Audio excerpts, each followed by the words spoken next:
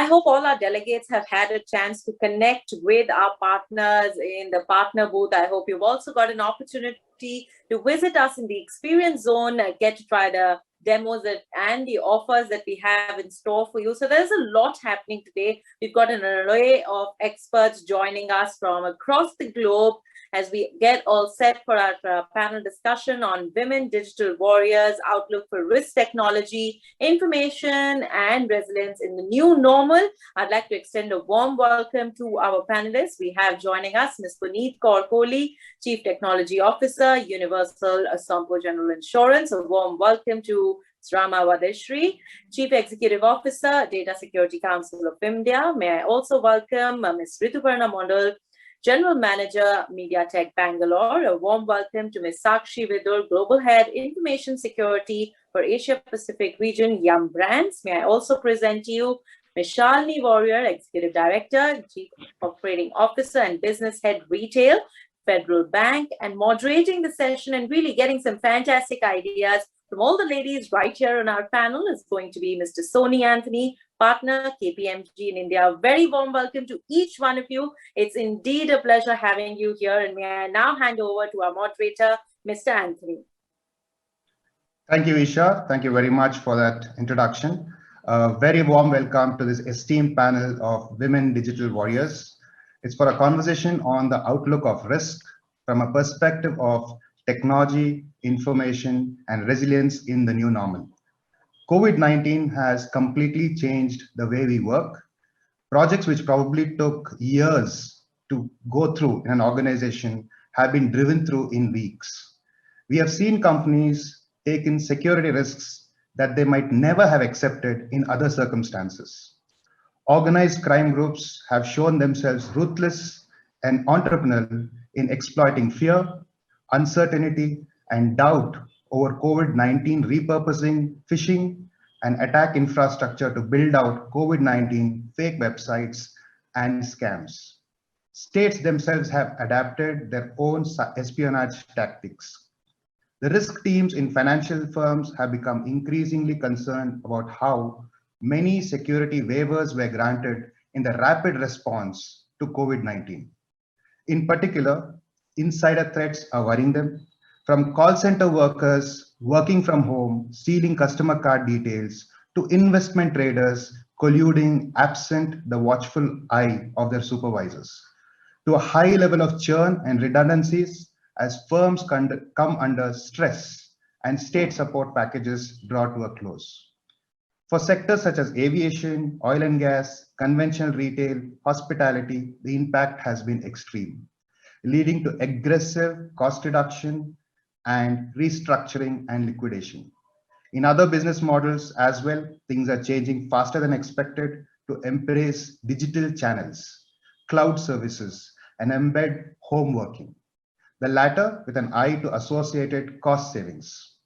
The new paradigm of work in 2021 and to be adopted for some time in future has set in motion quite a few couple of areas with additional focus for multiple stakeholders. And these stakeholders are right from cyber response to resilience, cyber insurance for an organization, zero trust security for a network, cloud shifts again on the network side, privacy for an organization to its employees and its clients. To know more, let's get into a conversation with an esteemed panel here on digital warriors from an outlook of risk perspective. With that, I'll get to my first question, and my first question is directed to Ms. Sakshi Vidur. Are cyber maturity assessments or cyber indexes good enough data points for us to define a cyber cover for an organization, or do we have to look deeper for a refined risk assessment methodology post-COVID? In a sense, prior to COVID, we had our own risk assessment methodologies. We had specific standards. We have specific cyber incidents, cyber maturity frameworks. But now, with people working from home, technology shifted to the cloud, some of these processes being streamlined, obviously we need to see some changes in the way that we're looking at risk. Comments from you, Sakshi? Sure, thanks, Sony. Hi, everyone. So cybersecurity maturity models are basically a means to measure and improve your cybersecurity program. And I feel that to be truly effective, a cybersecurity program should continuously evolve and improve. Now, the problem is that many organizations don't have a clear sense of whether, where they are today and how to improve for tomorrow. And traditionally speaking, one of the best ways to establish the foundation of a cybersecurity program is the adoption of a maturity framework. But the frameworks will need to evolve in the wake of this current global pandemic. So frameworks and standards have significantly changed since I began my cybersecurity journey some 18, 20 years ago. And based on that experience and the changes that I see on the horizon, here are some of the key trends that we should expect in the post-COVID landscape. Number one, like you rightly mentioned, Sony, keeping pace with the new technologies. So if COVID has taught us anything, it's that the future is truly faster than you think. I think a global pandemic has quickly jumped from science fiction into becoming a day-to-day reality. And the same will be true for maturity frameworks, how they'll adapt to emerging technologies. The revised frameworks that we expect to see should include provisions in their assessment model for larger scale cloud environments, because the framework needs to evolve the standard to accommodate these rapid changes in technology. Also, the risk mitigation techniques need to meet threat landscape with greater flexibility. And I think they need to support organizations using a broad range of controls and methods to meet the security objectives. I feel the revised frameworks should have separate tracks and involve prescriptive measures for controls, authentication, encryption, monitoring, and access controls, so that we are able to protect our customer data in motion as well as when using the cloud. So while COVID-19 is hindering most business sectors, I don't think that's the case entirely for technology sector. And frameworks like ISO or even regulatory frameworks like PCI, they're slightly behind the technology curve today. Another one I'd like to highlight is that the capability for global cooperation is being stretched to its limit in the COVID-19 crisis, because the cyber threat landscape is going to follow the same. It's the hackers and the cyber criminals are truly borderless today. And that is why data security and governance, they need to be more international. So what we need are more globally recognized cybersecurity frameworks that are kind of standardized across the board. And, more importantly, international enforcement can kind of tear down these borders that we have currently when it comes to catching and prosecuting cyber criminals as well. So to measure and improve organizations, cybersecurity organizations definitely need to adopt a cybersecurity maturity model. For example, it will tell you whether your approach to a particular domain can be described as crawl, walk, or run, and how fast you're going on that. So you do need to progress from one stage to another in a very sophisticated manner, which these maturity models will kind of provide. Yeah. So I get what you're saying, because even if I look at, let's say, an ISO 27001, primarily the controls, they had very fraction number of controls for remote working. But today, when everyone is working from home, the standard itself does not have too many controls for how we can regulate people working from home. But I'd like to lean on Ms. Kohli to get her views, because I'm sure that she's also seen a number of changes post pandemic and seeing how the maturity assessment frameworks have changed. I think Ms. Kohli, you're on mute. Yeah, so I said that if you can repeat me the last line, I was not very clear with that. So I was saying repeat me the question, please. Okay, we were talking about how cyber maturity frameworks and indexes that we were adopting prior to the pandemic, right? Are they the same that we would probably use today, or do they have to change? And how do we have to adopt these new ones, keeping in mind how the new ways of working, the new way of technology shift? Yeah, first of all, thank you for the opportunity, and good afternoon to you, my co-panelists, and the viewers there. I say my hello to everybody. Yeah, then definitely post-pandemic, as you know, the tagline has changed from new to neo now, NEO, new normal, and everybody, definitely there is a sense, the information security frameworks definitely is a time when they need to be revisited as far as the laws, the governance, and the clauses that are being embedded in the form of the frameworks. When we talk about COVID-5, we talk about ISO 27001. The earlier erstwhile ISO 27001 was more on, the asset-based kind of a thing, which came in 2005. Then came ISO 27001, which is 2013. It is more, more related to the risk assessment. When you talk about overall risk assessment, then probably, the cyber security mitigation plans, you talk about cyber security policies, all gets embedded as a part of the overall ecosystem. There are, 14 controls, and almost like so many, each control has different parameters from where a risk assessment framework gets built over an organization. It forms a complete ecosystem. But when you say that post pandemic, definitely certain areas, because when we say that, there is a flexibility of working from anywhere. So you don't know, who are the endpoint which are like, logging into and hooking onto your corporate networks, your corporate applications, because the consent was that anytime it's not necessary that everybody is being provided with work from home facility, or we are seeing, a technology and a device agnostic approach, whether it is a company provided laptop or any device, or it is a BYOD. So one is that each and every person will have their own prevention points. How are the, data is flowing end to end, whether the rest data is in rest or is in motion. It really needs to take a fragmented approach where exactly the vulnerabilities and, whether the endpoints are totally encrypted, or the data flowing is, the right protection is in place or not.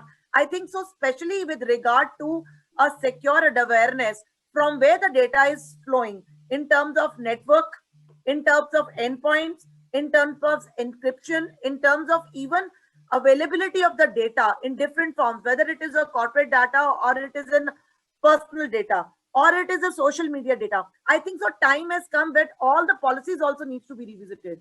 Yeah. Because Web 5.0 is talking about personalization effect, where people will not go physically to office.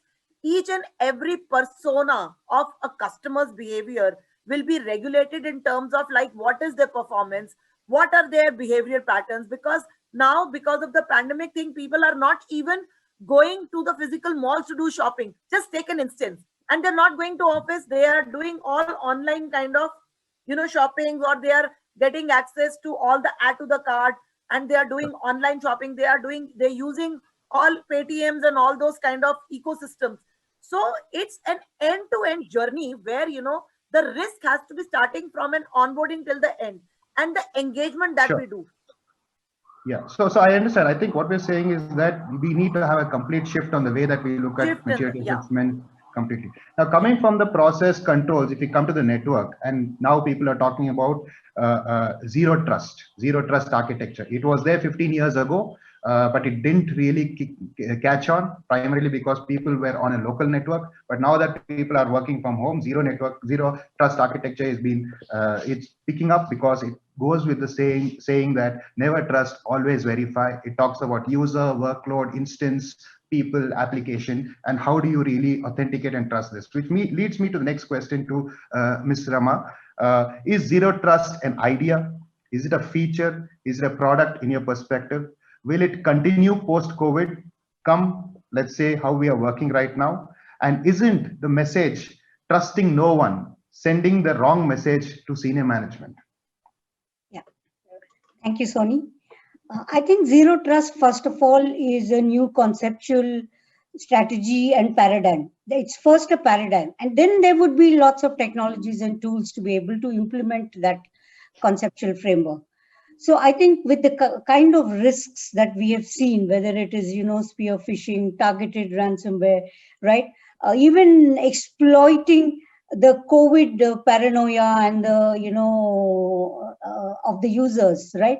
When given all of this, I would say zero trust is here to stay, and more CIOs and CISOs are going to look at implementing zero trust, and it will be almost zero trust of everything.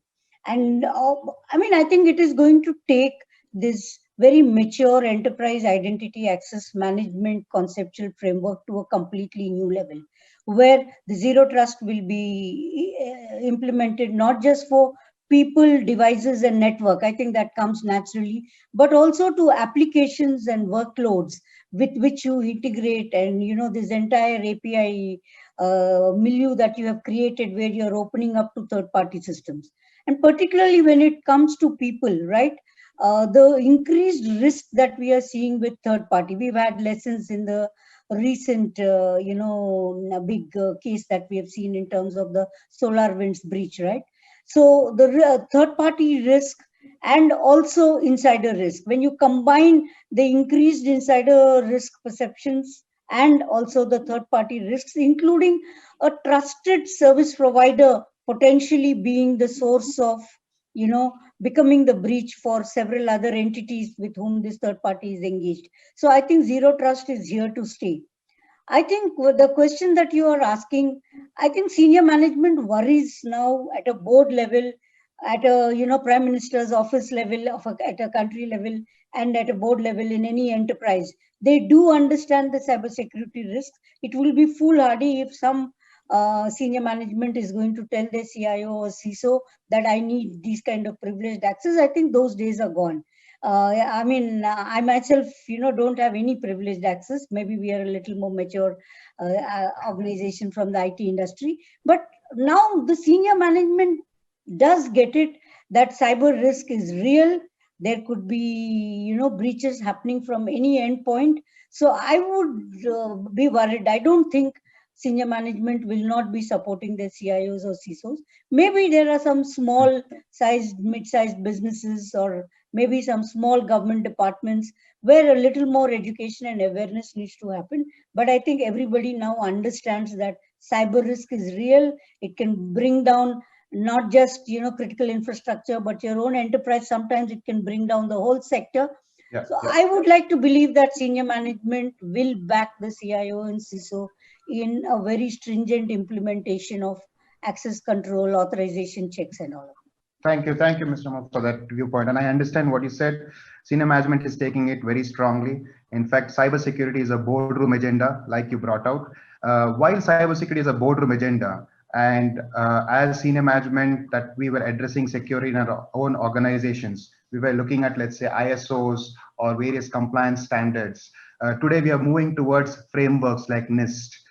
So it's a question to Shalini. Shalini, do you think that the next generation of ISO standards or NIST frameworks will help us in bringing out our cyber readiness, and will we be able to portray a better picture to the board on where we are from a maturity perspective?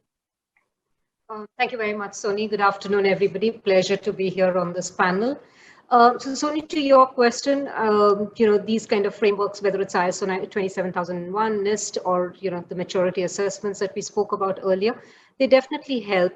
And I think there are three ways that I see this helping. I'm sure there are others, but three of them. The first is, I think it gives you a very disciplined approach to the whole aspect of cybersecurity. Rather than being ad hoc, you do a self-assessment, you do a gap analysis, you take actions to implement, to bridge those gaps, etc. So it's a very disciplined approach to the whole subject of cybersecurity.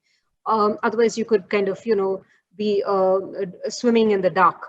The second is the focus on continuity, because it's not something that you do once and then forget about it. So this whole continuous assessment, making sure you're always ready from an audit perspective, is the second advantage that it covers. And the third is the fact that it is an independent pair of eyes looking at what you have done. So, the board gets comfort from the fact that it's not my head of IT standing up and saying something, or my CISO standing up and saying something, but I have an independent pair of eyes in addition to audits, etc. These are the three ways that I see them benefiting, and they help both cybersecurity, cyber insurance, etc. Having said that, with anything of this nature, there is always another side to it, right? So one is these have to evolve. And I think we spoke about that. Both Sakshi and Puneet referred very eloquently to the need to make sure that this evolves. These standards themselves are evolving in tune with what's happening in the world at large. And the second is the risk that we sometimes run, that this becomes a little bit so mechanical and probably becomes, I hate to say this, but a tick box exercise to kind of get past an audit or something, So that's a risk that we as professionals have to be clear about. We as management have to be clear about that.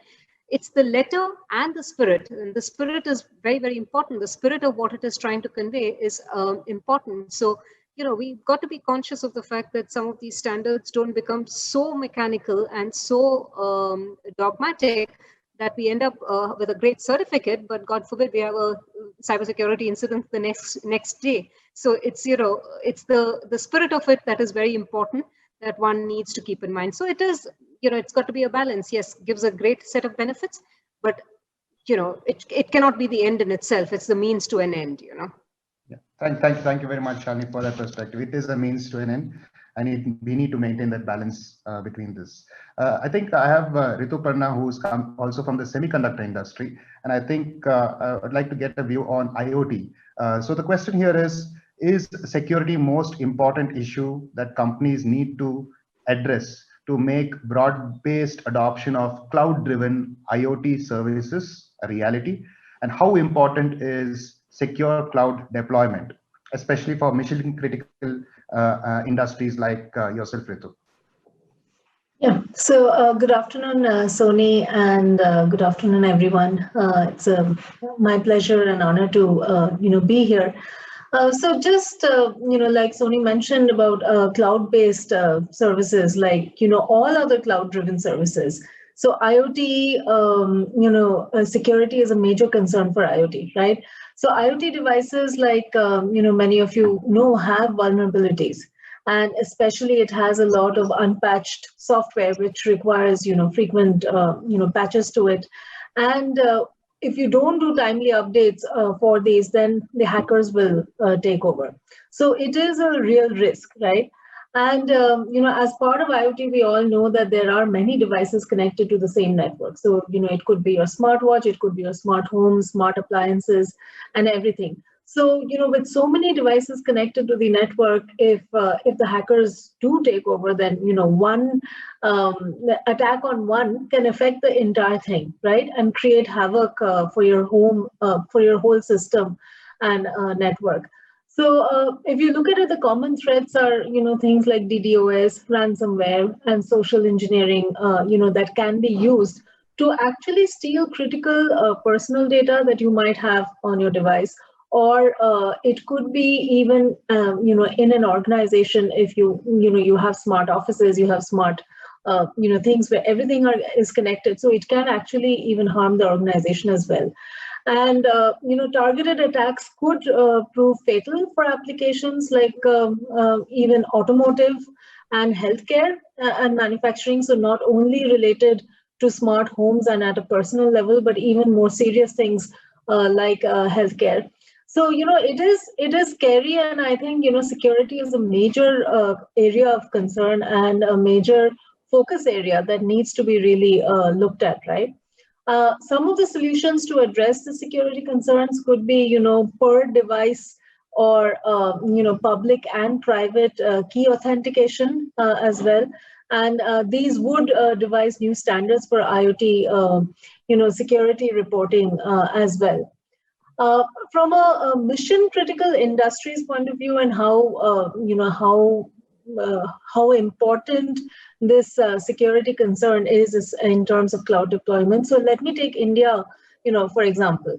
So in India, I think if you look at it, India is one of the biggest possible markets for IoT, right? I mean, to emerge as really the game changer. And the concerns over IoT security could actually be the roadblock that, doesn't allow us to adopt for mission critical IoT applications. Because just like I talked, it is not limited to only your personal data or your personal device. The moment you have IoT as part of, a whole healthcare system or, industries and manufacturing, then I think, security threats over there could be really a stumbling block or a roadblock unless they are, addressed upfront. So, secure cloud deployment for these kind of industries and for these mission critical areas, I think is of utmost importance, right? If you look at it, global cellular IoT module shipments actually will cross 780 million units in 2024. I mean, that is a forecast right now, right? To reach about $11.5 billion in revenues in India. And India is said to experience the highest growth of this, about 38%, according to the latest research. So going by all of this, I think it is really very important that a lot of focus is given on security focus and security concerns from IoT deployment. Thank you, Ritu, for giving that view of how let's say per device authentication, IoT security, and secure deployment of cloud is utmost important. There's one angle that we have probably not thought through too much, and I'm sure Rama, in her capacity from DSCI, will also be able to provide this view along with Shalini. This is basically on the privacy aspect. So my question to both of you is, what do you think are the work from home privacy implications for organizations, and are they ready for it? There was a point in time where privacy was within an organization. We had a huge aspect of GDPR. Now we have PDPB, but now with people working from homes and they have their assets with them, the company provided assets. In some cases, some organizations, I see personal devices also being used to work on, let's say, organizations' data, including some client-related work. Having said that, what do you think are the implications of privacy for organizations that are having employees working from home? And are we ready for it? Rama, question to you, please. Yes, valid question, Sony. I would like to bring out, in the interest of time, one particular perspective of this entire work from home at the scale at which it has happened, particularly in India. And I think, how do you balance employee productivity monitoring and privacy? I think it's extremely important, because we look at privacy and data protection from a perspective of customer data. I think that will happen automatically, because customers will ensure the contractual clauses are in place. I think there will be enough management attention to that. I would like to bring out the attention where I think we have a lot of homework to do on how do we retrain our managers to build that trust in managing remote teams, and balancing the privacy expectations of your internal employees with the organization's requirements of productivity monitoring of its employees. That's not a trivial problem. The second one is, how do you retrain not just technical staff, but 100% of your workforce, if you're in a bank, oil and gas company, IT services company, on what are the privacy obligations in the geography in which you are serving, right? Typically, probably the technical staff may have been trained on it. Is your 100% of your workforce trained? Is your admins trained on that? Because admins are now working from home, they have access to the entire enterprise business systems, calendars of their entire management. Maybe the managers are sitting in other parts of the geographies, right? So I think training 100% of your workforce on the basic privacy principles and obligations based on the geography in which you're serving. And second, I would also say there is a need for retraining managers in managing remote teams, so that we balance productivity monitoring and workforce management with the privacy expectations, because I think even meeting internal employees' privacy expectations is a key imperative. Thank you for the viewpoint, Rama. I think the point you brought out very, very categorically was retraining existing managers, making sure people who are having additional privileges are also trained, because they're also working from home. I'll lean on Shalini. Shalini, your viewpoint on this, please. Yeah, thanks, Sony. And I think Rama has captured the essence of it very clearly. But I'd just like to add, and this is more from a banking perspective, I think this was one industry that I don't think even in my wildest dreams I would have thought people would work from home in a banking industry. It's very IT oriented, etc. But when the pandemic started, did we have a choice? I don't think we had a choice. Yes, we had to keep our branches open. We couldn't give a work from home privileges to our branch people. But the rest of the offices, we had to go to work from home. And I'll just give you one example of what we had to do to kind of overcome some of the challenges that Rama rightly articulated. And this was in our call center. We had to keep our call centers open because customers needed services. And literally overnight, we had to work with our call center agents. Now, you have to realize that the profile of a call center agent tends to be the younger person living in shared accommodation, not as kind of, mature from a cybersecurity perspective along some of the senior management that we would have.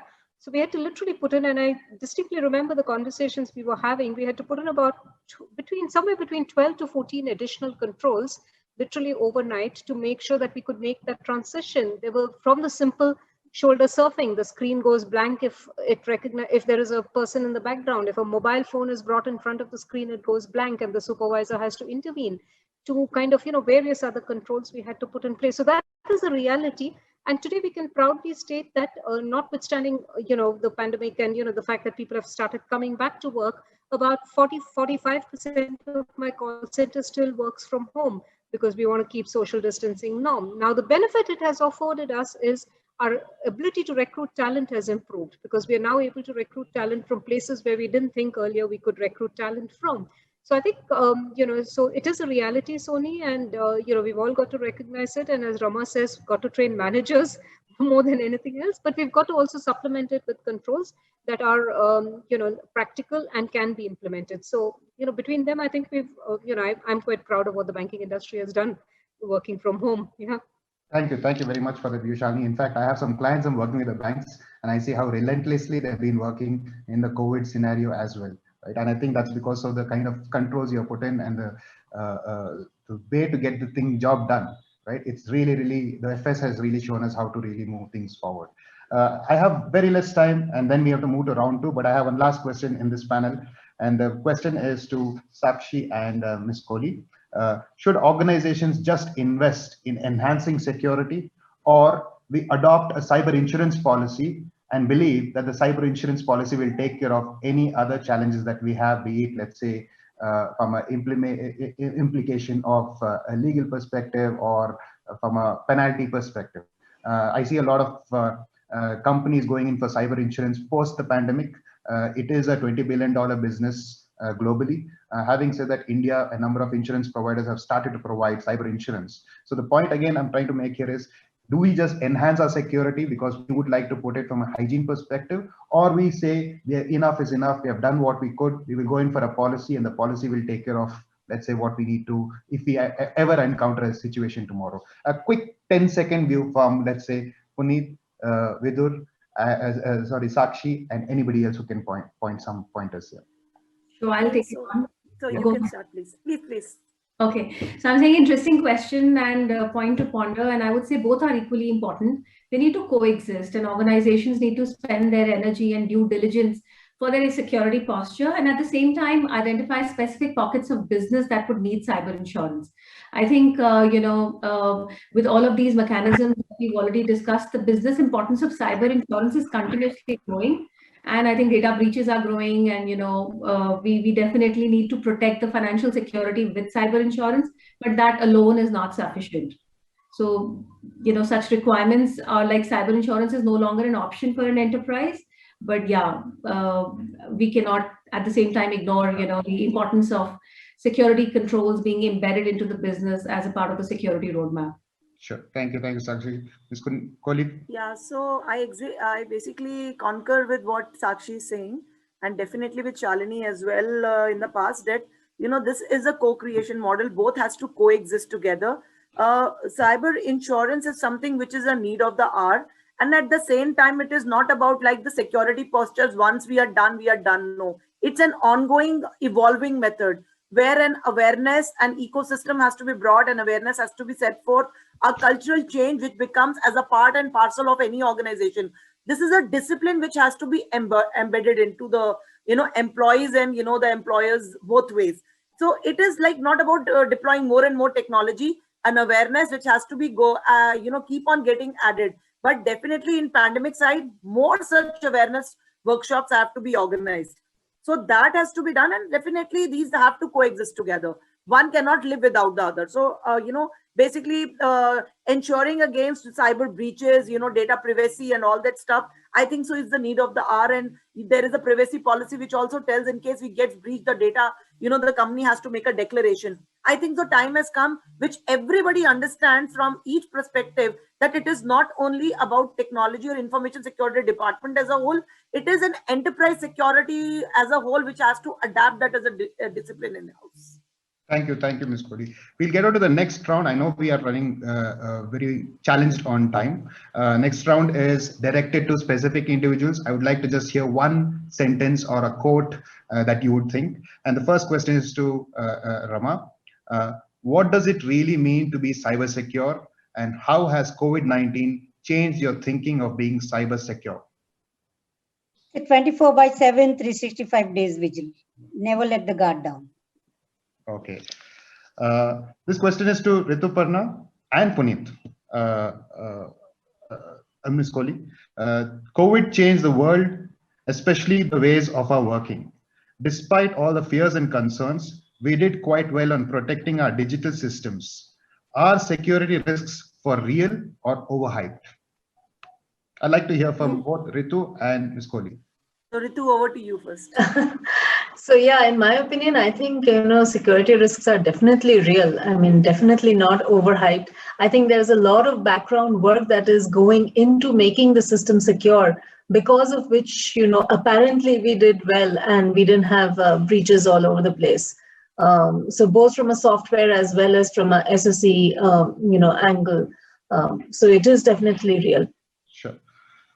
So I would say that it is no more a hype, neither it's a myth. It is, feel challenged, now change the culture.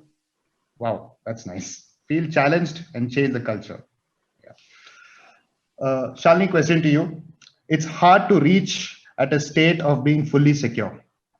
How do you determine when to stop investing further? So I think taking off from what Puneet said, state of being fully secure is a myth. If anybody tells you they're fully secure, please don't believe them. That's the first point I'd like to make. To the point on when do you determine when do you stop investing? I don't think there is ever a point when you will stop investing, Sony, because things are evolving. Every day is a new day, and you've got to continually keep investing. The point to note is the balance. What do you do? What is the level of risk we're willing to take in the business? How much do you do through security postures and improvements? And how much do you do through cyber insurance, for example? So it's a balance that you have to do, but you can never stop, Sony. I don't think any of us can ever stop. Thank you. Thank you for the view. It's evolving. It's balanced.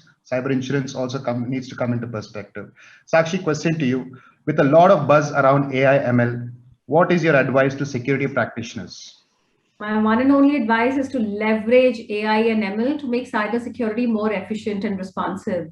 We've already seen use cases for better threat monitoring, detection, as well as for vast audit coverage. So leverage AI and ML. I think the point is leverage on AI ML for its responsive, for its resilience, and for the ways that it can support the entire practice. Question to you, Ritu.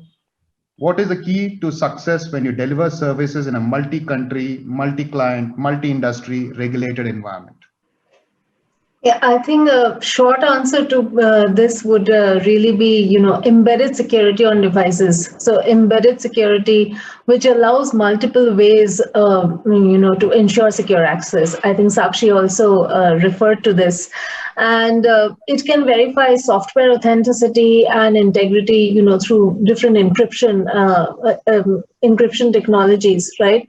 Apart from internal threats, I think companies, especially when they're working multi-country, multi-domain, things like that, companies will face threats from outsiders, right? And in this scenario, I think embedded is the only way to go and the only solution. I see that you do a lot of work on security on chip, and when in our previous discussion, you were bringing out the aspect of how authentication, encryption, and various other security features are being embedded. And that's what's going to help from a hardware perspective. I'd like to lean on to Ms. Kohli on your view on how do we deliver services in a multi-country, multi-client, multi-industry and regulated environment. So basically, if you talk about the regulated environment, every country are biased by their own, rules and culture. Definitely. So one thing, what we're saying, what we say is think global, do local. That is what we have to do. So if we have to mete out, the localized support, I think so we cannot have a global support there. We will look forward for each country localized support. And in case we are basically, you have to adapt the best practices. The best practices always come from what have been adopted and which has been in principle accepted from the, which gets replicated across the industries. To talk about the best approaches over the years, which are the best practices which will take. Though things will keep on changing, and as the things change, we keep on evolving. Thank you. Thank you for the view. The last question, role of a CISO as a driver for digital transformation. Question to Shalini and to Rama. A quick. Yeah, So maybe I'll go first, Rama, if that's all right. Yeah. Thank you. So I think he, in my case, I'm hoping it's she in a lot of cases, is the fulcrum of digital transformation. For me, I think very clearly the role that literally brings the organization together and is able to balance customer experience on one side, customer expectations on one side, and the need for security. So the CISO is the center of everything that we do on digital transformation, Soni. And I hope my CISO is listening to me while I say that. Rama, your view? Yeah, I think CISO will become the chief custodian of digital trust, both from security and privacy perspective. Custodian of digital trust. Thank you. This is the end of my round 2, but I'll get to a round 3, which is a quick viewpoint on helping a large number of our audience who is looking up to this esteemed panel for their views on how they need to grow. But I think what we have learned in the couple of minutes is we have learned that it's continuous assessments, frameworks will evolve. We need to work with these evolved frameworks. We also saw IoT is going to get into a lot mainstream, and security is going to be built around IoT systems. We saw that a lot of training needs to be imparted in the new way of working, especially with administrators. In fact, 100% of our workforce needs to be trained on the new privacy principles that we are seeing. We also understood from a banking perspective that Shani was giving out, there's a lot of controls that have been evolved to work in the current transitionary method of how we are supporting post-COVID. And I think when we looked at cybersecurity and cyber insurance, we spoke that both of them have to coexist. Cybersecurity is something of hygiene, and cyber insurance is something maybe in the situation that we have had an incident, we probably then leverage a policy. But cyber security is of hygiene for any organization. I'd like to get to a last question, and I'm sure this last question is going to generate a lot of interest, and a number of our audience would like to hear this. The question here is, in the current environment that you're working with, where there is a gender parity gap in information security, and I see this esteemed panel here in conversation on aspects of risk, technology, cloud, and the post-COVID situations that we are working with. What is an upcoming message that we can give to our digital warriors based on your experience, specifically the women digital warriors who are looking up to this panel? I can go ahead. Yes, Ritu. Go ahead, Ritu. Yeah, I just think, in short, because, everyone, for lack of time, but cybersecurity, like any other technology, doesn't know what gender is and does not discriminate whether, it's a male or a female that is designing the solution. And I think there's tremendous opportunity out there, that women can step up to. And just if you have the faith and if you have the resilience to build solutions that actually solve today's problems, I think just, go ahead and do it. Yeah, that's all I have. So I think I can take off from what Ritu said. I agree completely with what she said. First of all, I think this notion that cybersecurity is something that happens in an intense war room with young geeks wearing hoodies, etc., should be discarded. That is not the notion of cybersecurity. So that notion, I think people should give up. The second is, and Ritu said it very well, which is stay the course, do not give up. It does involve resilience, stay the course. And the third, I think it's also important, which is continuous learning, because there's so much evolving in this industry of cybersecurity. If you are not willing to make that investment to keep learning, you will get outdated very quickly, and then you will not be successful. So I think a combination of all that will ensure that we get much more, CISOs who are of the female gender and beyond in this industry. Thank you, Shalini. Rama, yeah? Yes, I totally agree with Shalini that we need to change this perception of what is the cybersecurity profession all about. But I think there's a lot that we need to do to draw young talent, young women talent, both from management and engineering schools into the cybersecurity domain, to select that as a career, and also to do a leadership development program so that we can have more Sakshis as CISOs in different enterprises. So I think there is two things that we need to do: draw young talent into the cybersecurity careers at freshers when they pass out of college, and we need to do leadership development so that we get. There are a lot of women in security programs at a company level. There's an initiative that we are driving, but I think we need to do more. Thank you for the perspective, Rama. Sakshi? Yeah, so I kind of resonate with the thoughts of my co-panelists, and my message to everybody is that don't be intimidated, take chances. Taking chances and demanding respect in this male-dominated field is absolutely fine in order to gain the experience and the knowledge to be successful. And if you catch yourself feeling intimidated, always remember that security does not require any innate magical abilities. You can learn everything, and that you need to know how to succeed. So don't be afraid to fight for what you want. Thank you, Sakshi. I'm sure Kohli will have a very, very different view. Please, like to hear from you. You're on mute. Yeah. Yeah, sorry. So I somehow differ over here. I said the security does not know what is a gender out here. So whether it is a male or a female, security is security. So when we talk about a convergence of people, process, technology, and data, they don't know who is catering to it, whether it is a female or a male. So irrespective, yes, we are, definitely it was called the male-dominated society, but I don't think so any place is left unturned by ladies today. So we are at parity with everyone. So we say we are also at par with anything. So no description that whether we are males or females, but just go on doing the good work. That's what I believe. Thank you very much, Ms. Kohli. And I think I am very honored and privileged to be in this esteemed panel. I have taken a small lesson from here. I'm going to work on having an event, and I'm working with our teams to have a cybersecurity event in our organization as well. I'm sure many of our audience will do the same, and I'll be happy to have you on some of those panels, giving those words of wisdom, encouragement to the new digital warriors who are women in this upcoming field of security. And I think we have had a very wonderful session. We have learned a lot, and there's a lot that is going on post-pandemic. I'm sure the kind of initiatives that you are taking up in your organizations are helping them tide over the current situation that we are in. I think with that, I'd like to pass it on to the organizers. It's been a wonderful session for me, and I've learned a lot of what counterparts are doing, right from, let's say, the regulators, right from policy creators, from technology companies, from the banking environment, retail, and there's a lot of information here. I think we need to be really, really happy that things are moving forward with this esteemed panel who's driving this current industry. And over to you, Priyanka.